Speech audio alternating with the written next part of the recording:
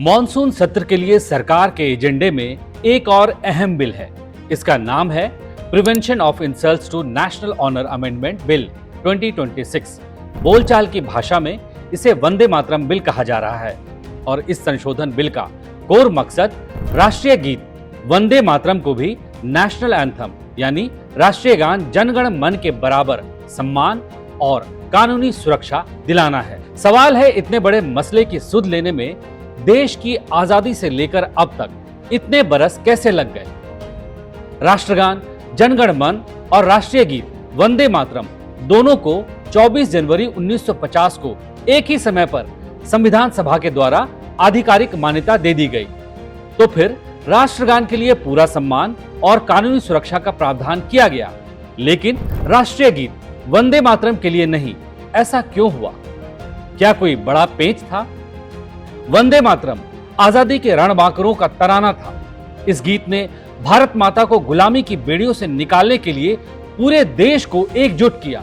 1905 में जब बंगाल विभाजन के जरिए हिंदू मुसलमान को अंग्रेजों ने बांटने की कोशिश की थी, लॉर्ड कर्जन ने हिंदू बहुल क्षेत्रों को पश्चिम बंगाल बना दिया और मुस्लिम बहुल क्षेत्रों को पूर्वी बंगाल। तब महान उपन्यासकार, कवि, कहानीकार, पत्रकार बंकिम चंद्र चट्टोपाध्याय जी के द्वारा रचित वंदे मातरम गीत ने ही बंगाल ही नहीं बल्कि पूरे देश को अंग्रेजों के खिलाफ एकजुट कर दिया था। इसी तराने की छांव में स्वदेशी आंदोलन देशवासियों के जीवन का हिस्सा बना। विदेशी सामानों और अंग्रेजों का जबरदस्त बहिष्कार हुआ और देश की आजादी का रास्ता साफ होने लगा। आखिर उस वंदे मातरम गीत को सम्मान देने या कानूनी सुरक्षा देने में बड़ी रुकावट क्या थी? आज हम 2026 में बैठे हैं। आजादी के 79 साल बाद भारत सरकार वंदे मातरम की सुध ले रही है। राज्यसभा में वंदे मातरम बिल पेश किया गया है। इससे पहले ऐसा क्यों नहीं हुआ? बहुत दिलचस्प कहानी है। वो जानने के लिए आपको आज से 89 साल पहले 1937 में जाना पड़ेगा। पाकिस्तान बनाने वाला मोहम्मद अली जिन्ना न सिर्फ देश के बंटवारे का गुनहगार है, बल्कि राष्ट्रीय गीत वंदे मातरम के भी अपमान और उनके साथ भेदभाव का गुनहगार है। उसी की वजह से राष्ट्रीय गीत वंदे मातरम की कई खूबसूरत छंदों और पंक्तियों को आत्मसात करने से देश वंचित रह गया, बल्कि आधा अधूरा वंदे मातरम को ही देश के लोग सच मान बैठे। साफ शब्दों में कहें तो तुष्टीकरण के लिए वंदे मातरम की आत्मा को मार दिया गया, इसके टुकड़े कर दिए गए। इसी की पूरी कहानी आज हम आपको बताने वाले हैं, लेकिन आगे बढ़ने से पहले मेरे जहन में कुछ सवाल आ रहे हैं। क्या इस देश में देवी दुर्गा की वंदना नहीं होगी? क्या इस देश में मां सरस्वती की वंदना नहीं होगी? मां लक्ष्मी की वंदना करने से क्या कोई इस देश के नागरिकों को रोक सकता है? और अगर आपको पता चले कि मां दुर्गा, मां सरस्वती और मां लक्ष्मी की वंदना की वजह से ही राष्ट्रीय गीत वंदे मातरम की आत्मा को खत्म कर दिया गया, उसके शुरुआती 2 पैराग्राफ को ही राष्ट्रीय गीत की मान्यता दी गई, जबकि उन पंक्तियों में जिनमें मां दुर्गा, मां सरस्वती और मां लक्ष्मी की वंदना थी, उसे हटा दिया गया, तो आपकी क्या प्रतिक्रिया होगी? आप क्या कहेंगे?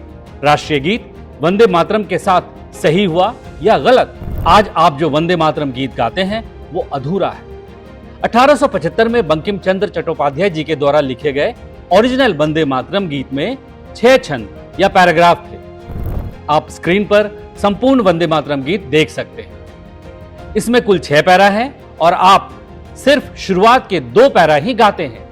नीचे का 4 पैरा सिर्फ इसलिए काट दिया गया क्योंकि बीच का 1 पैरा भारत मां को मां दुर्गा, मां सरस्वती और मां लक्ष्मी की तरह देखता है और उसकी वंदना करता है। त्वं ही दुर्गा दश प्रहरण धारणी कमला कमल दल विहारणी वाणी विद्यादायिनी नमामि त्वाम नमामि कमलाम अमलाम अतुलाम सुजलाम सुफलाम मातरम वंदे मातरम। चौथा पैराग्राफ। सिर्फ इस 1 पैराग्राफ की वजह से संपूर्ण वंदे मातरम गीत का 3रा, 4था, 5वां और 6ठा पैराग्राफ छांट दिया गया। सिर्फ ऊपर के 2 छंद को ही मान्यता मिली।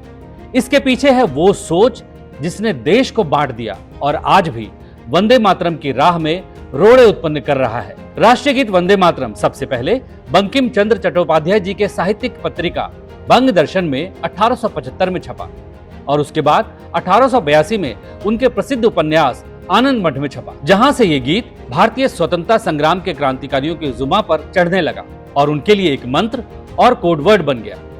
साल 1896 में रविंद्रनाथ टैगोर ने पहली बारी से कांग्रेस के कलकत्ता अधिवेशन में गाया था। 1896 से 1936 तक यह गीत स्वतंत्रता सेनानियों के लिए राष्ट्रभक्ति का सबसे बड़ा उद्गार बन गया।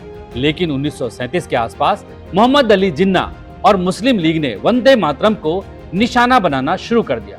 उनका तर्क था कि यह गीत इस्लाम विरोधी है और बुत परस्तों का गीत है, क्योंकि इसमें भारत माता की तुलना हिंदू देवियों से की गई थी। गीत के जिन 60% हिस्सों को हटाया गया, उनमें देवी दुर्गा, लक्ष्मी और सरस्वती की वंदना की गई थी। मुस्लिम लीग का कहना था कि यह उनकी धार्मिक भावनाओं को आहत करता है। विरोध को देखते हुए पंडित जवाहरलाल नेहरू की अध्यक्षता में 29 अक्टूबर 1937 को कांग्रेस कार्य समिति ने एक प्रस्ताव पारित किया। उन्होंने तय किया कि राष्ट्रीय आयोजनों में केवल पहले 2 छंदों का ही गायन किया जाएगा, क्योंकि ये पद मातृभूमि की प्राकृतिक सुंदरता सुजलाम सुफलाम का वर्णन करते हैं और किसी विशिष्ट धार्मिक मूर्ति पूजा से नहीं जुड़े हैं। सवाल है, कांग्रेस ने मोहम्मद अली जिन्ना को खुश करने और तुष्टीकरण की राजनीति के तहत वंदे मातरम गीत के टुकड़े टुकड़े क्यों होने दिए? विभाजनकारी सोच के आगे कांग्रेस ने क्यों घुटने टेके? अब भारत सरकार वंदे मातरम बिल 2026 लाई है, जिसका उद्देश्य इस राष्ट्रीय गीत को वही कानूनी सुरक्षा और सम्मान प्रदान करना है जो राष्ट्रगान जन गण मन को प्राप्त है। इस कानूनी प्रस्ताव के तहत वंदे मातरम का अपमान करने या उसके गायन में बाधा डालने पर 3 साल तक की सजा का प्रावधान है। वंदे मातरम को लेकर 1950 का एक और महत्वपूर्ण प्रसंग है। देश के पहले राष्ट्रपति डॉक्टर राजेंद्र प्रसाद ने तब कहा था कि बंकिम चंद्र चट्टोपाध्याय द्वारा रचित वंदे मातरम को जनगण मन के समान ही सम्मान और समान दर्जा मिलना चाहिए, क्योंकि इसने भारत के स्वतंत्रता संग्राम में ऐतिहासिक भूमिका निभाई। लेकिन 2026 से पहले पूरे 9 दशकों में भूल सुधार की कोशिश नहीं हुई।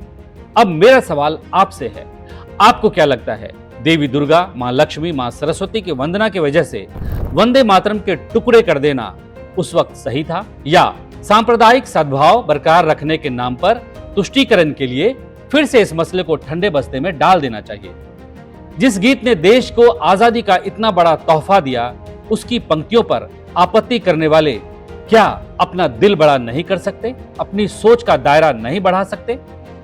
अपनी प्रतिक्रिया कमेंट बॉक्स में लिखें और इन डेप्थ जानकारी अच्छी लगी हो तो लाइक शेयर जरूर करें।